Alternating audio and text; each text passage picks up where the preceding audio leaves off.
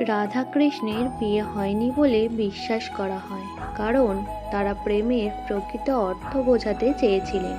তাদের প্রেম ছিল বিশুদ্ধ ও নিঃস্বার্থ। হরে কৃষ্ণ। অঙ্কিশ রাধা মাধব ক্রিয়েশন চ্যানেলে আরও একটি নতুন ভিডিওতে আপনাদের সবাইকে স্বাগত।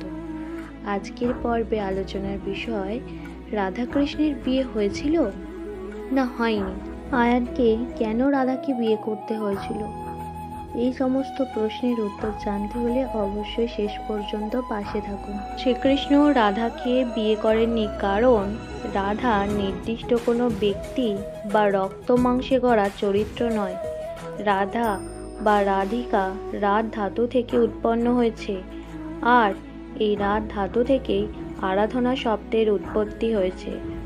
যে ভগবান শ্রীকৃষ্ণের আরাধনায় সর্বস্ব বিলিয়ে দেয় তিনিই রাধা, অর্থাৎ ভগবানকে মন প্রাণ দিয়ে ডাকা প্রত্যেক ভক্তই রাধা।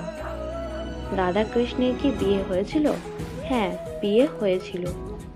সেই মুহূর্ত যখন ব্রহ্মা তাদের সামনে আবির্ভূত হন এবং তার নির্দেশনায় রাধা কৃষ্ণ তাদের মালা বিনিময় করে।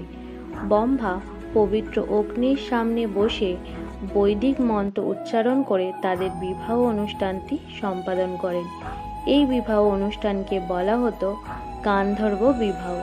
তারপরে কৃষ্ণ এবং রাধা আনন্দময় লীলায় একসাথে সময় অতিবাহিত করেন। আয়ান কেন রাধাকে বিয়ে করেছিল? আয়ান ছিল ভগবান বিষ্ণুর প্রবল ভক্ত, যিনি বেশ কয়েক বছর ধরে চিন্তা ও প্রার্থনা করেছিলেন। আয়ানের ভক্তি ও বিশ্বস্ততায় খুশি হয়ে ভগবান বিষ্ণু তাকে বর দিয়েছিলেন যে তিনি তার ভবিষ্যৎ অবতারে লক্ষ্মীর সাথে বিয়ে করবেন। তাই রাধাকে আয়ান বিবাহ করেছিল। আজকের ভিডিওটা এই পর্যন্তই। সবাই ভালো থাকবেন, সুস্থ থাকবেন। হরে কৃষ্ণ। রাধে রাধে।